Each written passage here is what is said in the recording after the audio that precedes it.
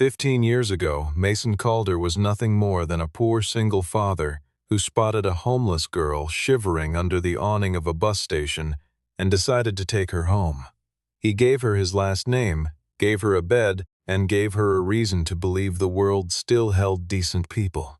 15 years later, that same man was dragged into a courtroom, branded a fraud, and told he was about to lose a $900 million empire. But when the doors of the courtroom finally swung open, the little girl from that rainy night walked in, wearing a lawyer's suit.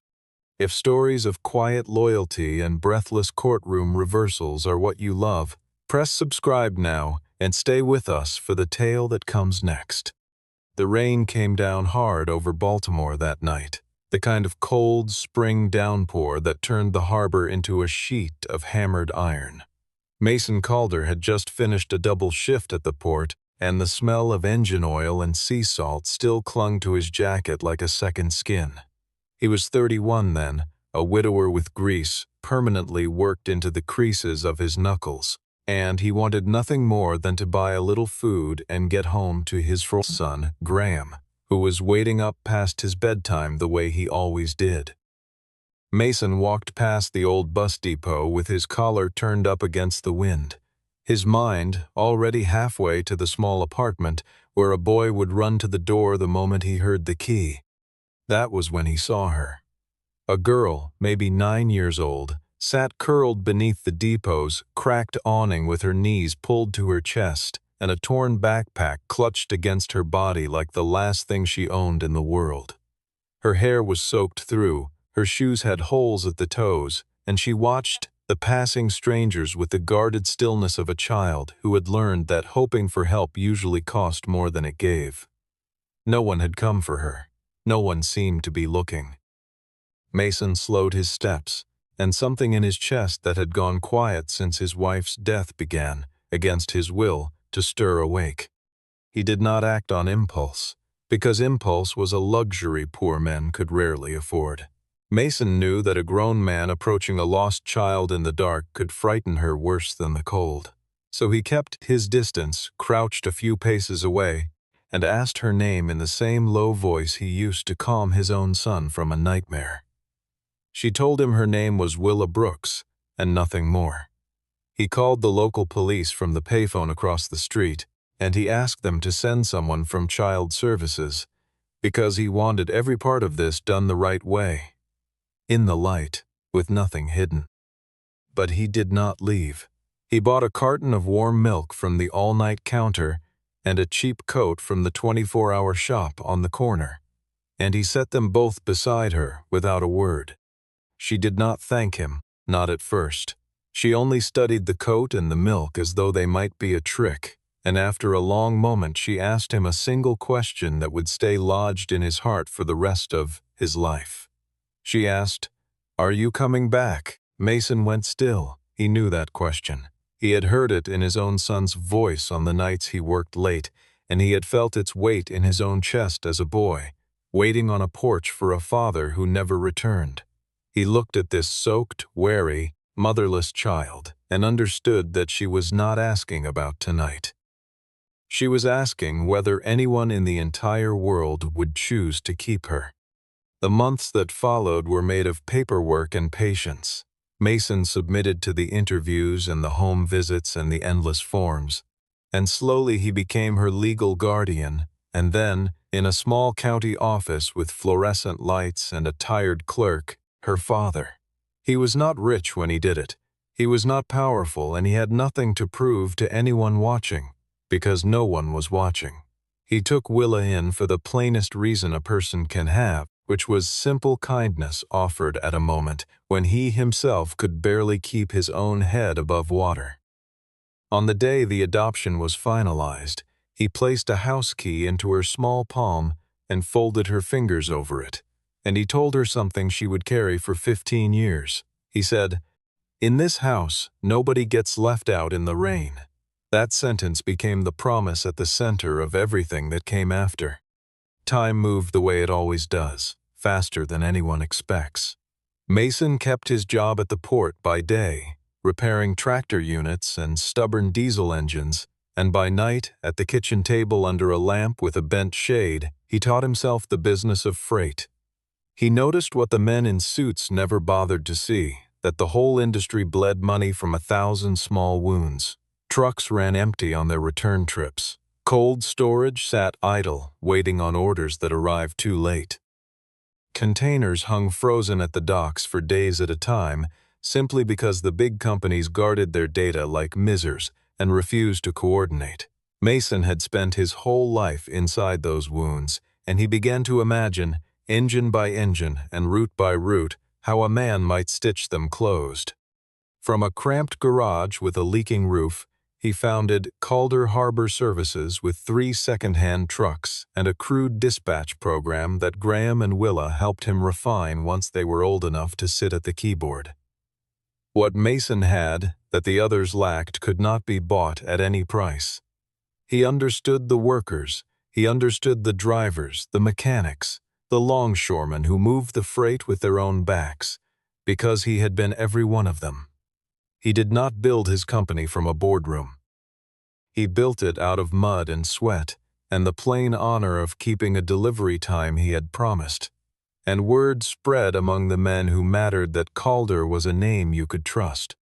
Willa grew up inside that world, and she absorbed from her adoptive father a patience and a self-respect that no school could teach. She was never a fragile creature in the corner. She appeared in the story of those years as a series of small, bright cuts. A teenage girl standing in the oily light of the garage reading a battered book of contract law, listening while Mason explained the fine print of a shipping agreement, asking him why it was that poor people always seemed to lose the moment they failed to understand the paperwork. Mason had no easy answer, but he gave her the truest one he had. He told her, "In this life you might not have money, but never once sign a thing you have not read to the very last word." That single sentence planted a seed that would one day grow into everything. Willa decided she would study law, and when the tuition bills came due, Mason sold the very first truck he had ever bought to cover them, even though the company badly needed the cash that season. Graham, who was older now and had begun to think of the girl as a true sister, stood with his father and said that if Willa wanted to become a lawyer, then the whole family would carry that dream together. Over 15 years, Calder Harbor Services swelled into Calder Harbor and Rail, a logistics empire worth nearly $900 million, with dry ports and cold chain warehouses and a private rail line threading across state borders. But the larger the company became, the more strangers Mason was forced to seat around his boardroom table. And that, though he did not yet know it, was where the danger began.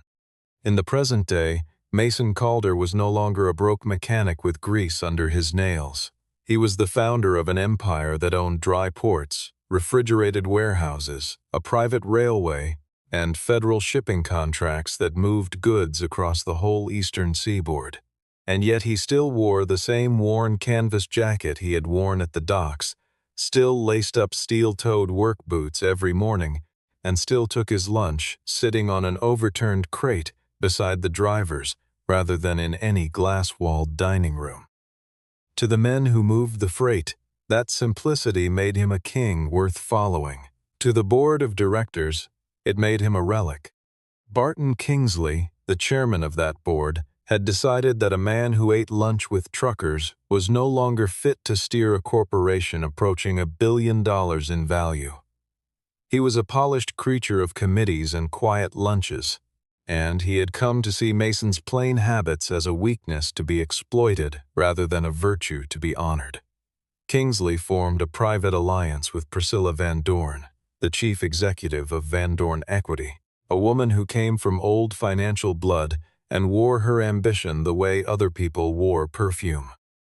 Together they devised a plan to force Mason to surrender his controlling shares at a fraction of their worth, and then to swallow the whole empire he had built from 3 rusted trucks. Their scheme was patient and precise.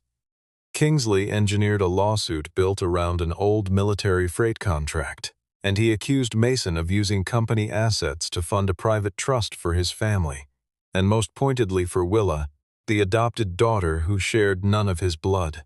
The goal was to convince a court to freeze Mason's voting rights, to pry him loose from the founder's chair, and then to sell the crippled company straight into the arms of Van Dorn Equity. It was elegant, and it was cruel, and it was designed to make Mason's greatest act of decency look like the mechanism of a fraud. What blindsided Mason was that the documents his enemies produced all bore a signature that looked exactly like his own. The trust account that had been created in Willa's name was twisted and reframed as evidence that he had been quietly bleeding the company dry to enrich a girl he had picked up off the street. The story leaked, and soon the very people who had once praised his rise began to call him a hypocrite, a sentimental fraud who wrapped his greed in the language of charity. Graham burned to strike back at once, to march into the press and tear the accusations apart. But Mason held him still with a hand on his shoulder and the calm of a man who had survived worse storms. He believed the truth had its own current, and that if he refused to panic, it would find its way to the surface in time. Still, the thing that wounded him was not the threat to his fortune. He had been poor before and knew he could survive being poor again. What cut him to the bone was the way they used Willa's past, the way they held up the single most human act of his life and called it a weakness, a sentimental mistake that a serious man would never have made.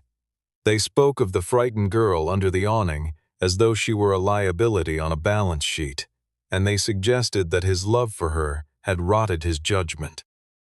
On the final evening before it all came to a head, a courier arrived at Mason's door with a summons, and the notice made the timeline brutally clear. In 72 hours, a hearing would decide the fate of everything he had built. When the crisis broke open, everyone who loved Mason went looking for Willa.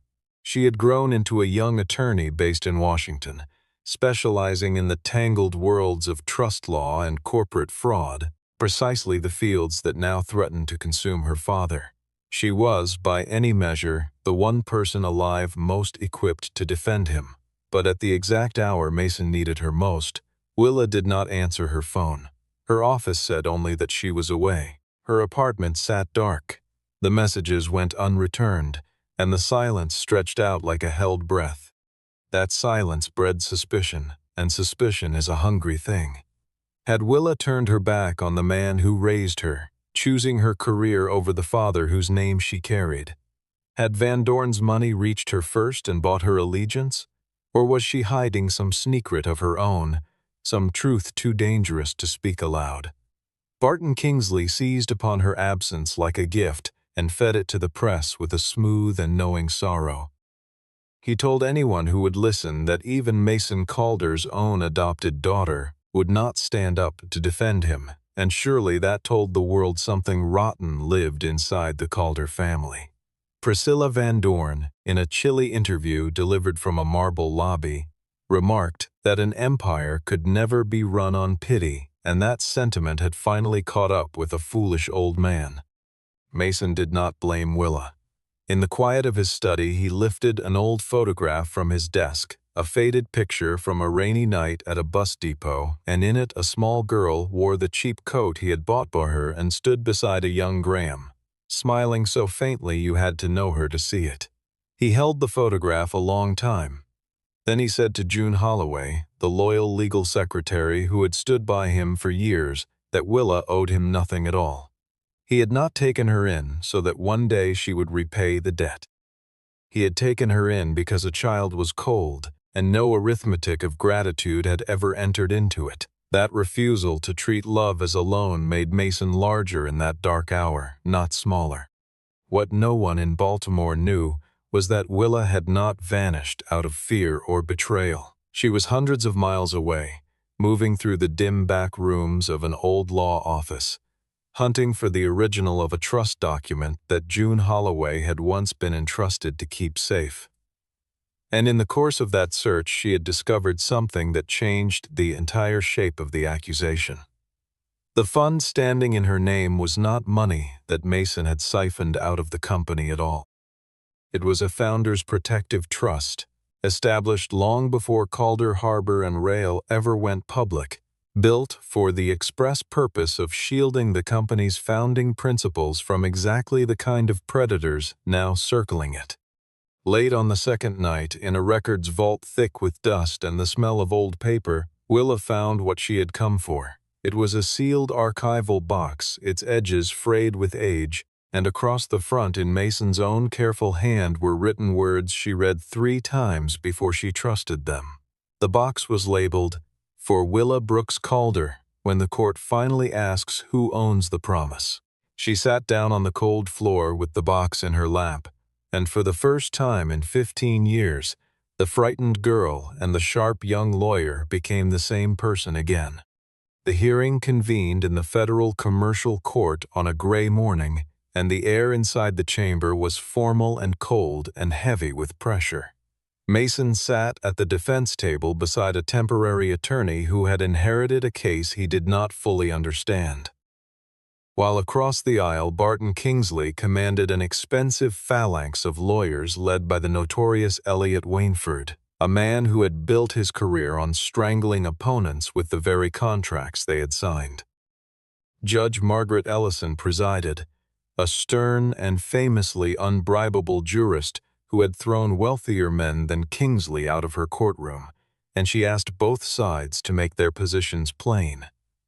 The question before her was whether Mason Calder had abused company assets to build a private fund, and whether his voting rights ought to be suspended while the matter was resolved. Elliot Wainford opened with the confidence of a man holding a winning hand. He put the wire transfers on the screen, then the trust agreements, then Mason's signature enlarged until it filled the wall, and finally, deliberately, the adoption papers themselves. He painted a portrait for the court, a sentimental single father who had brought a homeless girl into his home, and then, blinded by affection, had quietly funneled the company's assets into her keeping. It was a masterful and poisonous performance, because it did not merely attack Mason's finances. It attacked his dignity, and it took the kindest thing the man had ever done and reforged it into the weapon aimed at his heart. Wainford turned to Mason and asked him directly, in front of the packed gallery, whether he had adopted a girl named Willa Brooks. Mason answered that he had. Wainford asked whether he had established a fund bearing her name. Mason answered again that he had. A murmur ran through the chamber like a current, and outside the courtroom the story flashed instantly across every wire that the founder had confessed to moving assets to his adopted child. Barton Kingsley allowed himself a small, satisfied smile. Priscilla Van Dorn sat in the rear gallery with the serene stillness of a woman who had already read the last page of the book. Mason's borrowed lawyer rose to explain that the trust was entirely lawful, that it had been created for legitimate purposes, but without the original terms in hand, his words rang thin and defensive, and the judge's expression did not soften. The momentum in the room had shifted hard against the defense, and the machinery of the law began, slowly and inexorably, to move toward freezing Mason's control of his own company. Judge Ellison lifted her eyes from her papers and asked the question that would decide everything. She asked whether the defense had any further witnesses or documents to present. Mason's attorney fell silent. The heavy doors at the back of the courtroom stayed shut. Willa had not come. And then, in the exact moment the judge lifted her pen to sign a preliminary order, those doors swung open. A young woman in a dark tailored suit walked in with an old leather portfolio under her arm, and she did not hurry, and she did not look frightened, and she offered no flustered apology for the interruption. She walked straight to the clerk's table with the steady stride of someone who had rehearsed this entrance